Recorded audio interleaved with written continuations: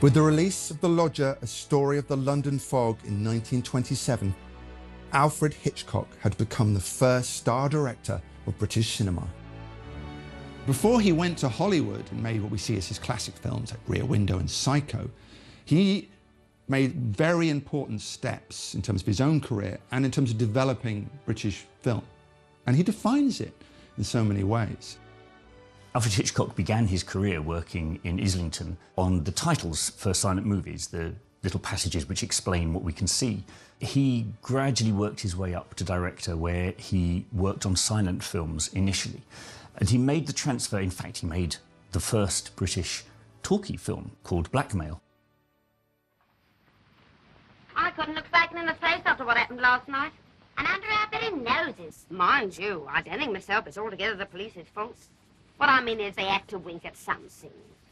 I mean, it's one thing to buy chocolates out of ours, but it's quite another to stick a knife into a gentleman's. I must say I feel the same way about that, too. A good, clean, honest whack over the head with a brick is one thing. There's something British about that. But knives... No, knives is not right. I must say that's what I think and that's what I feel. Blackmail was the story of a woman who is assaulted by a man and who, to get to stop him, kills him. And then she's, of course, arraigned for murder. And will she get off or not? Annie Ondra was actually a Czech actress, blonde, like Hitchcock always liked. And she didn't speak terribly well. You know, it's the usual thing, going from silence to sound. Some actors are wonderful, and some are not, and she was not. Blackmail is a very significant film because it was the first British talking picture, in spite of the fact that it began life as a silent movie.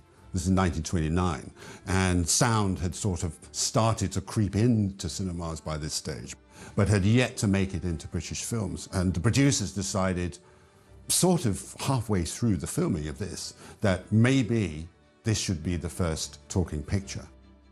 This caused a few problems for Hitchcock because the leading actress, Annie Ondra, was Czechoslovakian. And although she spoke English, she spoke it with a very heavy Czech accent. So what he had to do was sort of find a way of getting her on screen and have an English-speaking actress, an English actress off screen, actually saying her lines. But even so, the film is tremendously interesting to look at.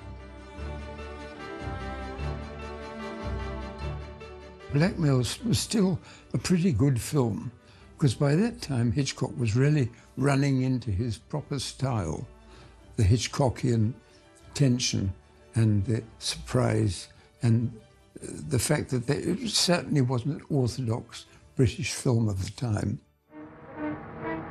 Blackmail featured scenes filmed at the British Museum, beginning a trend of Hitchcock setting his stories at famous landmarks of the world.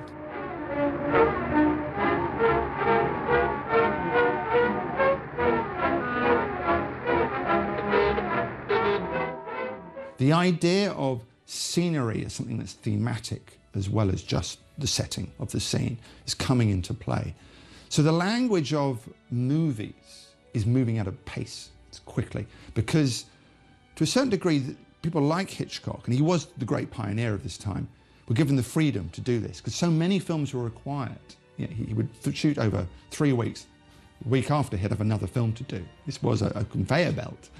But he literally had to work by his own wits. And because of that, he started to invent things.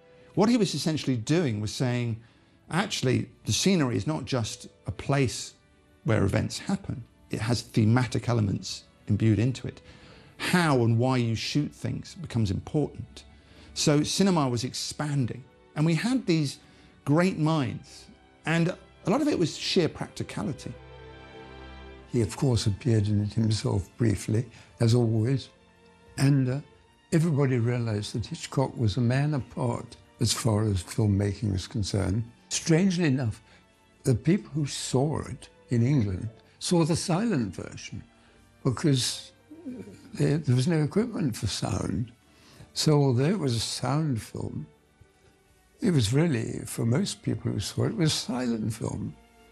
But Hitchcock was determined to make the sound as good as possible and have all sorts of things on the soundtrack which one wouldn't suspect in the early days of sound.